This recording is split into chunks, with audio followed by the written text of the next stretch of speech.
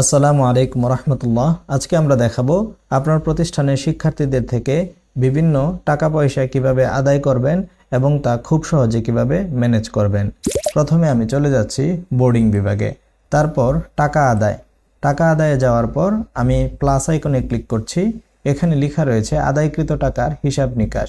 দুঃখিত, কোনো তথ্য খুঁজে পাওয়া যায়নি। টাকা আদায়ের জন্য আমি চলে যাচ্ছি প্লাস আইকনে।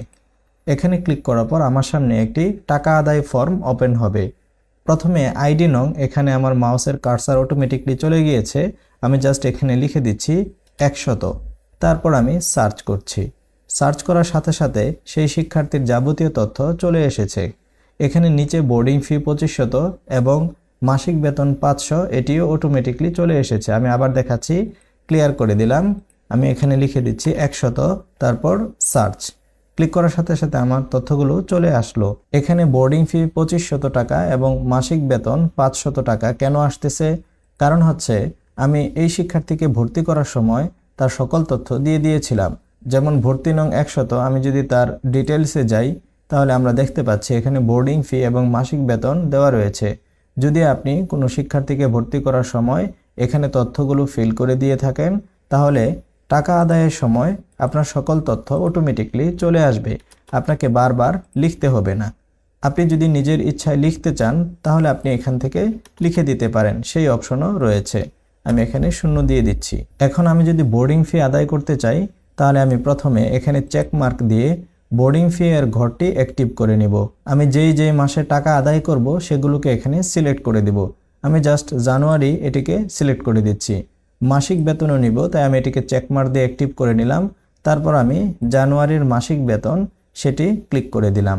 এখন আমার এক মাসের 2500 টাকা বোর্ডিং ফি এবং মাসিক বেতন 500 টাকা, টোটাল 3000 টাকা আমাকে নিতে হবে। নিচে লেখা রয়েছে শিক্ষার্থী টেবিল। আপনি যদি কোনো স্টাফ থেকে টাকা নিতে চান তাহলে এখানে আপনি স্টাফ টেবিলে ক্লিক করবেন। আমি চলে যাব সামনে, তার আগে আমি এখানে একটি নোট লিখে দিব। যদি কোনো নোট থাকে তাহলে আপনি লিখে দিতে পারেন। যেমন আমি এখানে লিখে দিলাম 100 টাকা ফেরত দিতে হবে। তারপর আমি সামনে চলে যাচ্ছি।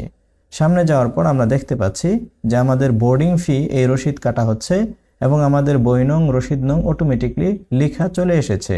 কারণ আমরা বিগত ভিডিওতে দেখিয়েছি কিভাবে আপনি আপনার সফটওয়্যারে রসিদ বই অনুমোদন করে নেবেন এবং সেই রসিদ বইগুলো অটোমেটিকলি কাটতে থাকবে। আপনাকে বারবার নিজের থেকে রসিদ নং, বই নং ইত্যাদি লিখতে হবে না। এখানে লেখা রয়েছে সাধারণ ফান্ড, আপনি চাইলে ফান্ড চেঞ্জ করতে পারেন। আমি জাস্ট বাবদ সিলেক্ট করে দিব। বাবদে ক্লিক করার পর আমার সামনে আসতেছে বোর্ডিং ফি এবং মাসিক বেতন। বাবদ কিভাবে সেট করতে হয় আমরা সেটি বিগত ভিডিওতে দেখিয়েছি, সেখানে আপনি দেখে নেবেন যে কিভাবে আপনি আপনার বাবদগুলো সেট করে নিতে পারেন। তাহলে খুব সহজে আপনি রসিদগুলো কেটে নিতে পারবেন। আমি বাবদ দিয়ে দিচ্ছি বোর্ডিং ফি। এখানে পরিমাণও লেখা রয়েছে 2500 টাকা এবং 2500 টাকা মাত্র, কথায় অটোমেটিকলি লেখা রয়েছে। নিচে লেখা রয়েছে স্ট্যাটাসে 2টি রসিদ কাটা বাকি আছে। আমি এখন বোর্ডিং ফি এর রসিদ কাটতেছি, এরপরে আমার সামনে মাসিক বেতনের রসিদ আসবে। আমি পরে সেভ বাটনে ক্লিক করে দিচ্ছি। ক্লিক করার সাথে সাথে আমার চলে এসেছে রসিদ। এখন মাসিক বেতন রসিদ নং 2 থেকে 2 অটোমেটিকলি চলে এসেছে।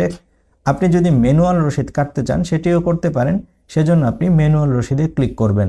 তখন আপনাকে বই নং এবং রসিদ নং নিজের থেকে লিখে দিতে হবে। আমি এখন বাবদ লিখে দিব মাসিক বেতন, পরিমাণ 500 এবং কথায় অটোমেটিকলি লেখা রয়েছে। নিচে লেখা আছে একটি রসিদ কাটা বাকি আছে, যেহেতু এটি আমার লাস্ট রসিদ। তারপর আমি সেভ বাটনে ক্লিক করছি। বাই দ্য ওয়ে, যদি আপনার কোনো ভুল হয়ে থাকে তাহলে আপনি পিছনে যেতে পারেন, তাহলে আপনি আবার ভুল সংশোধন করে আবার সামনের দিকে আসতে পারবেন। আমি সেভ বাটনে ক্লিক করে দিচ্ছি। ক্লিক করার সাথে সাথে আমাদের সামনে মেসেজ এসেছে, আলহামদুলিল্লাহ প্রক্রিয়াটি সফল হয়েছে। আপনি কি রসিদগুলোর পিডিএফ ফাইল ডাউনলোড করবেন? আপনি যদি না দেন তাহলে কোনো কিছুই হবে না। যদি হ্যাঁ দেন তাহলে আপনার এখন যে 2টি রসিদ কাটলেন সেই 2টি রসিদের পিডিএফ ফাইল ডাউনলোড হয়ে যাবে। আমি এখানে ক্লিক করছি। এখানে ক্লিক করার পর একটু লোডিং হবে, একটু অপেক্ষা করতে হবে। তো আমাদের পিডিএফ ফাইল ডাউনলোড হয়ে গিয়েছে। এখানে ক্লিক করার পর আমরা দেখতে পাচ্ছি যে আমাদের 2টি রসিদই ডাউনলোড হয়ে গিয়েছে। একটি হচ্ছে বোর্ডিং ফি 2500 টাকা, তারপর নিচে মাসিক বেতনের রসিদ রয়েছে, এখানে পরিমাণ 500 ইত্যাদি লেখা রয়েছে। তারপর সবার নিচে রয়েছে সামারি টোকেন। আপনি চাইলে এই টোকেনটি কেটে আপনার অফিসে সংরক্ষণে রাখতে পারেন, যদি আপনি কাগজ দিয়ে সংরক্ষণে রাখতে চান। পরবর্তীতে কখনো যদি কোনো সমস্যা হয় তাহলে আপনি এই রসিদগুলো মিলিয়ে আপনার অফিসের হিসাব খুব সহজেই সমাধান করে নিতে পারবেন। আমি চলে যাচ্ছি আমাদের সফটওয়্যারে। এখন আমরা দেখতে পাচ্ছি এখানে লেখা রয়েছে আদায়কৃত টাকার হিসাব নিকাশে 100 আইডি নং এর মাস জানুয়ারির আমরা সে তাইসির ক্লাসে পড়াশোনা করে বাবদ বোর্ডিং ফি আমরা 2500 টাকা নিয়েছি, তারিখ হচ্ছে এই, নোট হচ্ছে 100 টাকা তাকে ফেরত দিতে হবে। ঠিক তেমনিভাবে এখানে আমাদের মাসিক বেতনেরও একটি হিসাব চলে এসেছে। পরবর্তীতে যখন আপনি এই শিক্ষার্থীর থেকে অন্য মাসের টাকা নিতে যাবেন তখন আপনি দুটি পদ্ধতিতে খুব সহজে নিতে পারেন। এক, আপনি প্লাস আইকনে ক্লিক করে তার আইডি নং লিখে আবার সার্চ করতে পারেন। সার্চ করার সাথে সাথে আপনি দেখতে পাচ্ছেন যে বিগত মাসের 100 টাকা ফেরত দিতে হবে এই নোট চলে এসেছে এবং তার থেকে আমরা জানুয়ারি মাসের টাকা নিয়েছি, তাই এটি অটোমেটিকলি টিক চিহ্ন এবং ডিজেবল করা রয়েছে। আপনি চাইলেও এখান থেকে আর ক্লিক করতে পারবেন না।